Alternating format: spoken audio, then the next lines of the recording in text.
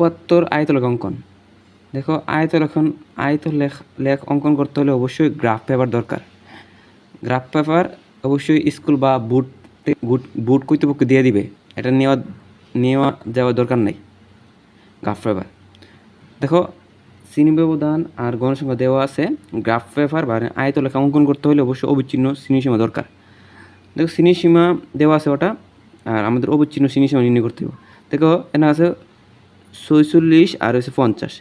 এই 46 থেকে 0.5 কমাইলে কত হইব? তো 46 থেকে 0.5 কমাইলে 45.5, আর ওই দিকটা 50 আছে না, 50 সাথে 40.5 কি যোগ হইব? তো 0.5 যোগ হইলে কি হইব? 50.5।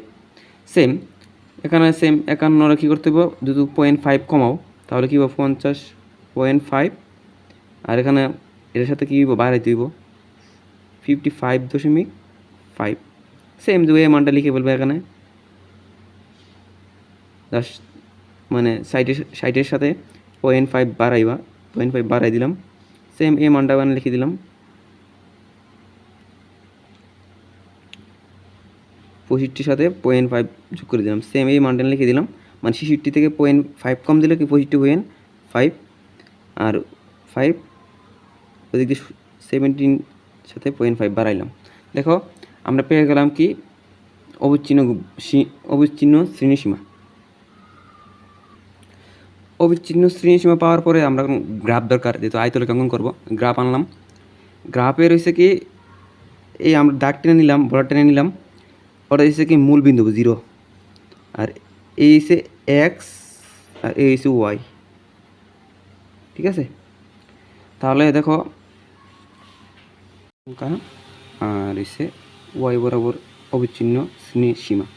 দেখো গণসংখ্যা সর্বনিম্ন 5 আর সর্বোচ্চ কত? 20। তাহলে দেখো আমরা কি করব? গ্রাফের প্রতি গড় আছে, ওই যে প্রতি গড়কে আমরা এক এক ধরে নিব। থেকে 0 থেকে এখানে হচ্ছে 5, এখানে হচ্ছে 10, এখানে হচ্ছে 50, এখানে হচ্ছে 20, এখানে আছে 25 লিখে নিলাম। দেখো সর্বোচ্চ গণসংখ্যা কত ছিল? গণসংখ্যা ছিল 20। দেখো আমরা 25 কিন্তু লিখে নিয়েছি। আর অবিচ্ছিন্ন গণসংখ্যা, দেখো অবিচ্ছিন্ন গণসংখ্যা দেওয়া আছে 45.5 আর সর্বনিম্ন, আর 17.5 কি সর্বোচ্চ। তাহলে দেখো আমরা লিখে নিই, এখান থেকে অতটুকু পর্যন্ত লিখে নিই। দেখো 0 থেকে অতটুকু পর্যন্ত কি 5 পর্যন্ত, কিন্তু আমরা 0 থেকে অতটুকু পর্যন্ত 45.5 লিখে নিয়েছি, কারণ এই 0 থেকে 45 পর্যন্ত অতটুকু পর্যন্ত 5 না, অতটুকু 5 পর্যন্ত, কিন্তু অতটুকু পর্যন্ত 45 না। তার জন্য আমরা এই চিহ্নটা ব্যবহার করতে হবে। ঠিক আছে, এরপরে এই সবগুলো গোল লিখে নিবে। 45 থেকে 55.5, 55.5, 65.5, এরপরে দেওয়া আছে কত আছে? 65.5। এরপরে সব লিখে নিলাম এক অক্ষর বা অক্ষর বরাবর। দেখো 45 থেকে 50 পর্যন্ত গণসংখ্যা কত আছে? 5 দেওয়া আছে। দেখো 45 থেকে 55 পর্যন্ত গণসংখ্যা কত দেওয়া আছে? 5 দেওয়া আছে। গণসংখ্যা এখানে শুরু হবে। গণসংখ্যা 5 পর্যন্ত অতটুকু পর্যন্ত ওই বড় পর্যন্ত, তাহলে অতটুকু পর্যন্ত আমরা বরাট করে নিই আয়তলেখ যেহেতু। ঠিক আছে, এগুলো মানে বরাট করে নিতে হবে। দেখো এরপর আছে 55 থেকে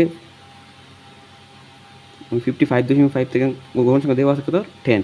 দেখো 55 থেকে 55 পর্যন্ত কত দেওয়া আছে? 10। তো গণসংখ্যা কত হবে? অতটুকু পর্যন্ত হবে,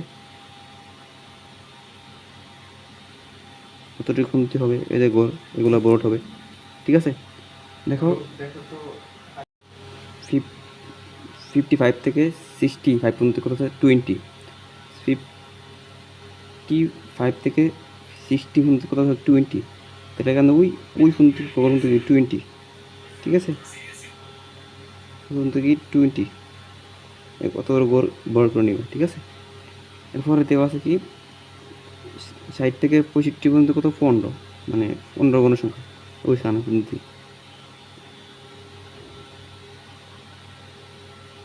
কতটুকু গড় পর্যন্ত আছে কি 50। এরপরে দেওয়া আছে কি 65 থেকে 70 পর্যন্ত 10, কত পর্যন্ত গণসংখ্যা 10। সোজা কতটা কমতে কত 10, তাহলে হয়ে গেছে। বর্ড করে নিলেই হবে, একটু ইয়া করে নিলাম, হয়ে গেছে। আয়তলেখাটা এরকম হবে। এরপরে কী করতে হবে, এরপর একটা লেখা নিচে লেখা নিতে হবে, স্টেপটা মেরে নিচে লেখা নিতে হবে যে আপনি কি নিচে আর কি বোঝার সুবিধা হচ্ছে চক্কাগুজের প্রতিগরকে আমরা এক একক ধরছি, এক একক ধরে এবং ওয়াই অক্ষর বরাবর অবিচ্ছিন্ন গণসংখ্যা নিলাম। যেমন ওয়াই অক্ষর বরাবর আমরা কি নিয়েছি, অবিচ্ছিন্ন সীমা নিয়েছি, ঠিক আছে। পরে এবং এক্স অক্ষ বরাবর গণসংখ্যা নিচে উপরে আঁকা হয়েছে এবং 0 থেকে 45 বোঝানোর জন্য ওই চিহ্নটা ব্যবহার করা হয়েছে।